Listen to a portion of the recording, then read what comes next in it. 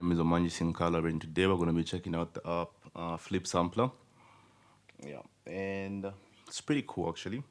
It's one of those apps that comes off as off the first glance. It's like, do I really want to check it out? Oh, I was I was actually thinking, is it gonna be one of those apps that I get and like never get to use, or is it gonna be something like is it gonna be worth the price? It's actually $10, pretty affordable, and I've been planning on getting my hands on it for quite some time. But I'm on Android, I'm an Android user, and it recently just came to Android. Yeah, and the UI is pretty both impressive and not that like it works for certain things. I feel like there's got pros and cons, and I've been kind of been making music on my phone for the past 5 years or so. So like, I'm pretty familiar with most music making apps that are on Android, most of them. Yeah, and this is just a review of what I like about it and what I don't like about it. So let's start with pads. Uh, the pads, it only has 9 pads, which kind of is a deal breaker. So like if you try out other samplers, like for instance, Koala sampler, it's got 16 pads on the first page, and you can actually scroll over to about 64 pads to get about 64 pads or so. And this would have been a deal breaker, but they went a step further and added velocity sensitivity. So you can turn that on. So the pads are kind of bigger to allow velocity sensitivity and the pitch also, and the pitch response. Depending on where you click higher, you get that you get higher velocity. You click lower, you get a lower velocity. Stuff like that. That's impressive. So that's both. That's and the other thing I'm really loving about this would be the root key detection. So you click on any key, on any sound you import or read drum, whatever, it kind of detects the pitch, and that's awesome. The automation is very impressive. It's very impressive. It's one of the most epic automations I've actually come across, and I've been having a blast just using it and just going back and forth, and this was amazing. But one of the things that I didn't like about it, it's like it has fewer parameters. For example, the EQ. For the example, the EQ is limited to 3 bands. Yeah, which is kind of a deal breaker, but they went a step further and added the option for you to choose the shape. So it's like here you get that, and it's like we'll take some of the things from you, but we'll give you other cool things. So it's like 3 bands, and it's got about, I think I've seen 2 EQs. So the first EQ is when you audition the sample, when you're going through the sample, and then the other EQ is on the master bus. That's pretty impressive as well. Yeah, and it has fewer effects than for its other like competitors like Koala Sampler, or if we compare it to other DAWs, because I'm kind of trying to take this seriously as a DAW and not so much as just an add-on to your creation. I'm kind of like giving it the of a standalone music making app. Yeah, because that's what everything on Android actually is. We don't have the AUV support on Android, so we usually apps have to like be capable of being able to function on its own, and kind of has fewer effects as compared to other apps. It kind of covers only the essentials, like the essential effects, beat crash, and let me just go through some of them so I can just be accurate when talking to just like, yeah, I've been playing around with it. And where are the effects? Effects. Just give me a minute. Yeah. And the other thing that I liked about this is like despite the EQ having only 3 bands, you can select the shape, and you also have the co-analyzer. It's pretty cool. And one of the most impressive things that I've come to like about the Flip so far will have to be uh, one of the coolest things that it actually has will have to be the envelope. It has one of the most friendly user envelopes that I've actually come across so far, and I've been enjoying playing around with it. Yeah, it's pretty epic, and you get the option to like touch the actual line, touch everything in, to like just scroll and like move everything up and down, and you also have extra options underneath. You have to actually like if you wanna see which flavor frequency you wanna manipulate and to what extent you wanna do that. Yeah, it's pretty cool, and yeah, it's awesome. It's pretty cool. And by the way, you are limited to just the shapes when it comes to the EQ, to the shapes that it actually provides. So you can't actually get super innovative and get it's pretty epic.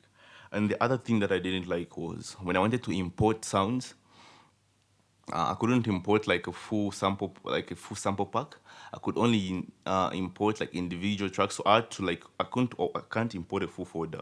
So I have to like create a folder and then I'll go into my phone and then like just import everything at once and all the samples that are in a folder at once and to a folder that I want to make. So I can't import a full pack at once. I have to import them as samples. Yeah. So if the samples are in the same folder, while in the folder, I can import them, but I can't import the folder or the entire or zipped files. That was kind of a deal breaker. So it kind of slowed me down a bit. And how do I feel about this? I mean, it's both epic and a little bit. Let's talk about some of the things. Like so, the sample menu. I found that to be really, really interesting and really cool. Um, yeah, the sample menu is awesome, and it does just exactly that. You can record. That's how you can record, and it does that quite well, amazingly well. The envelope is really epic. The EQ, we've talked about it. Effects, we have got very few effects, and I like how the filter doubles as a low pass and the high pass, and it's really amazing. But you can also rearrange this and just get creative with it. And you got also other options like to reverse the sounds. It shows the root and the pitch, the gain. So it kind of gives me that like it has effects, but a few, but they are kind of like spread out all around the app. They're not actually in like in one place. You actually keep like they are actually spread out. So you can go on the master and you find the reverb maximizer, which are kind of as compression and a bit more of like that overdrive feel. And you get a limiter, an EQ, and another EQ and just analyzer, the EQ analyzer, which is awesome, the wave analyzer, which is always awesome to have. So it has effects, but very few, and they're kind of spread out. So that way you always have something to manipulate, whichever on whatever assist you have. For instance, the mixer channel does have that's why you find the option to pan and add the reverb. That's where you add the reverb from, which is kind of cool. And yeah, so that's also pretty cool. Yeah, and you can also adjust the gain from here. Yeah, and what else do we have here? The pads are epic, and for me, just the option to be able to the key detection, it also allows them to add the keys to it. So that after everything has been the root note has been the pitch has been detected, it's assigned to a certain key. It will show you on the piano, and you can actually see the note you're about to start playing, and that was kind of awesome. That's awesome, and you also get to, so you kind of don't get to be off key unless you just want to because of that. That's so the key detection is pretty awesome, and the deal breaker for me is when I'm using mobile apps. There are two things that I just like. I'll forgive anything, but these two are really important. The piano roll and and the drum sequence, and this does give us a piano roll. It's I would and I'm going to give this piano roll about a like maybe a 7.5 out of 10, but we don't actually get the drum sequencer, and so the piano roll doubles as the drum sequencer, and that's one of the reasons why I'm like going to rate it a bit lower, which isn't mostly a deal breaker. Yeah, but it's kind of on the inconveniencing part of things. I feel like when it comes to the drum pads, for instance, it's pretty amazing, very responsive, wonderful. And if you're gonna plug it into another, and it depends on how you actually record your music. And for the past, I don't know. Yeah, I do finger drum if I want to. So that's mainly the ideal way, because if you're finger drumming, you don't want to be limited to a grid, and then I understand the reason for the piano roll being there. But if you're programming, you grid is kind of your friend. I mean, it's easier to it's also possible to program with piano roll, but that's just another wall you don't want to have, because every time you just try a new user interface, you're kind of forced to learn and or adjust to the new piano roll rules and effects. For instance, when scrolling with this one, I have to use two fingers to scroll. If I use one, then I'm clicking in something, and those type of things. But and then the other feature that I liked about this was the quantize. It's very responsive as far as for record something really quick. The quantize feature was really amazing, and I really enjoyed that. Yeah. The one page that I'm not the biggest fan of. It's one of the reasons why like I just use like Koala Sampler to start out ideas is the arrangement uh, window, because you get 16, you get to make 16 patterns and you get to create the order. I feel like 16 patterns is like plenty. You can create something, you can create a full song just well with 16 patterns, and you can arrange them, but and you can arrange them. That's pretty awesome. It's really awesome, but it kind of comes with a learning curve. Yeah, it kind of comes with a learning curve, and like you decide if it's efficient for you or just not that efficient. But 16 patterns is kind of enough for you to create a good song. Yeah, so that's pretty awesome, but comes with a learning curve or adjusting to that type of workflow. And as far as the patterns on the actual thing, you also get some extra parameters that you can, if you want to record something live, you can actually add some effects and kind of manipulate that, which can lock them so that whatever you do stays, or you can unlock them and on the controls, and that's also awesome. That's kind of that. Let me just give you an example of what I mean. Even other sampler does have something like that, but it kind of has a bit more effects, and it's pretty awesome. So this feature isn't really uh, groundbreaking. It's awesome, but not groundbreaking. So yeah, it's just a must-have. Just a must-have. And the settings menu really struck me as one of those like really amazing ones. We get the usual option to tap in the metronome, to tap in the tempo. The metronome is very responsive. You get the swing to give it a more realistic feel. And the best part about the app is like you get the help feature on the corner. So the moment if you don't know what something does, just click on it, and whatever you click on, it shows you the function. Yeah. And the settings are pretty intuitive, pretty easy. Like it just covers the most important features that you need: the buffer size, low latency, background audio, and this is why you get to turn on the pitch, since the pitch and to enable the velocity as well. Yeah, and you get the undo button, which is pretty cool, and you also get to add. You also have the option for MIDI configuration. If you're actually using a MIDI device, and most of my creation like doesn't involve a MIDI. I just use the apps. I've kind of developed a workflow that works well without the using the MIDI keyboard. Yeah, that works for me. And if you use, cause I used the MIDI keyboard way. I used to use MIDI keyboards and drum pads way back, but I kind of had to adapt to a new way of just programming things in.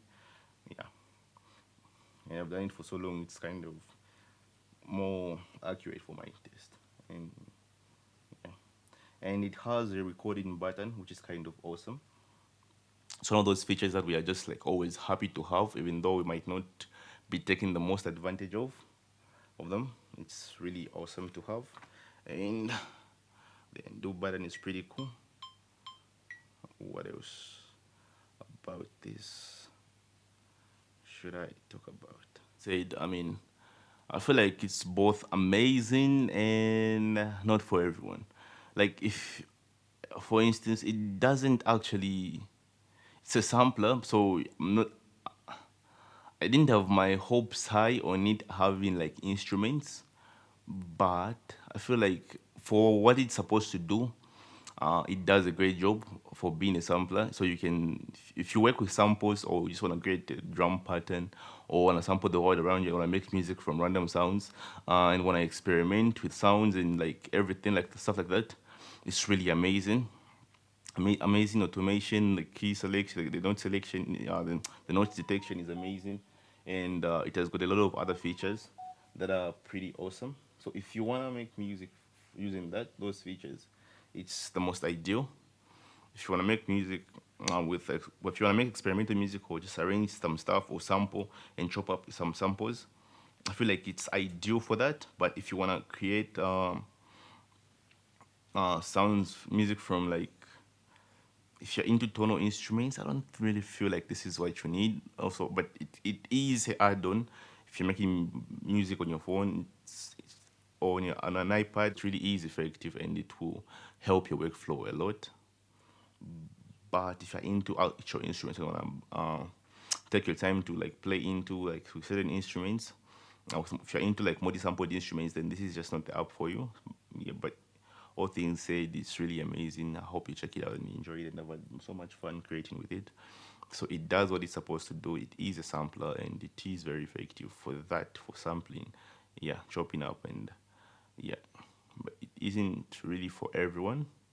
Yeah, and it's really a little bit time consuming. The UI is the user interface is really amazing. So for sampling, if you wanna chop up some stuff, and like, but the process of importing stuff is really slow. That kind of like lagged and it wasn't the most effective, wasn't the most impressive, and it has one of the smallest learning curves I've ever for an app that's like this. The learning curve is really low, which is really impressive. Kind of like already the information you already have if you've been making music for a while. It's really easy to use. It's beginner friendly. That's something I like about it, and it's really easy to use. Really super easy to use. Yeah, it's really easy to use. And one of the coolest features that I like about it is the random button on the corner.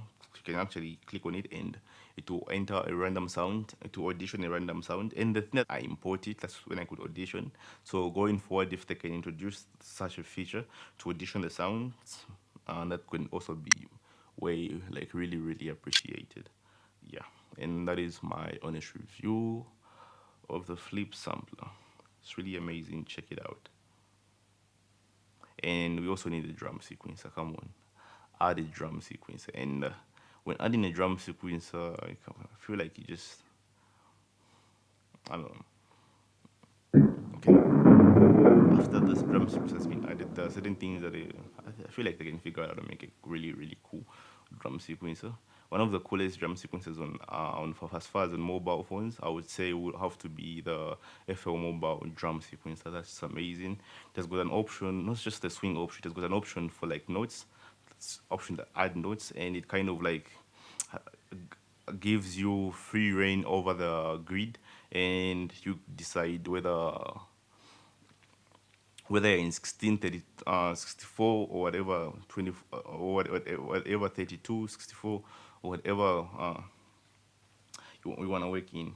Yeah, whatever grid you want to work in, and it's pretty awesome. And you're no longer tied into a grid, but you can just move the notes around. That's pretty awesome as well. Yeah, and drum programming is kind of here to stay, and it's kind of like the modern way people make music. People who click in stuff, and it's pretty intuitive and it's easier.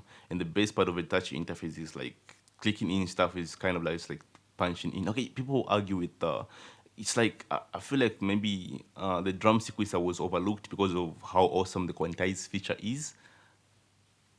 Yeah, but that makes sense also because the sequence is, I mean, the quantize feature is really amazing. So you can just drum things in and it will automatically snap them in place. But it all comes down to who's using it. Yeah, and it opens up more possibilities. The more it favors also people who program, as well as people who just finger drum. Yeah. All right, thank you. That's an honest review, and I'm out.